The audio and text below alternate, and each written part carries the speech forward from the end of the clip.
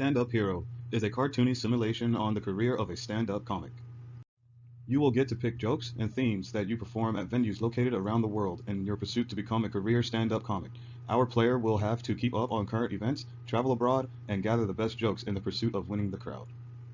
The player will be working within two types of scenes, the World Hub and the Performance Scene. The Hub will be similar to those of, say, Super Smash Bros. Or Katamari Damacy, but on the globe as opposed to some other backdrops.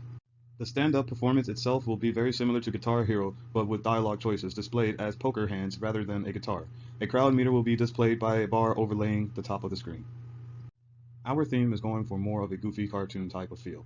This is to keep realism to a minimum so our players can dwell into serious topics as well as explore the new world created for them, similar to the game Comedy Night, but with gameplay more like Oh Sir. Our player choices makes a big difference. Remembering to check out the local news and tabloids will be paramount to opening up a special joke that can be used for specific venues. Using these jokes in the right place will automatically give you a super boost to the crowd meter. The hand that our player chooses will be the only hand he can perform with. He will have to choose the proper joke by gagging the crowd. Different venues will net different amounts of money. Choosing a dive bar over a large known comedy club will show obvious differences in what you net. The money you acquire by going to venues can allow the player to purchase tickets to other areas around the world and play at even greater venues and access better improvements to build upon your library of jokes.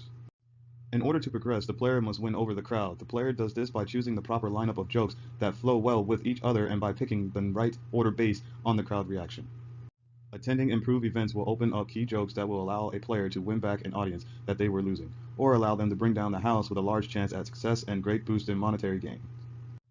Ultimately, the player will have a pretty successful career if they become a millionaire. This is the goal of the game.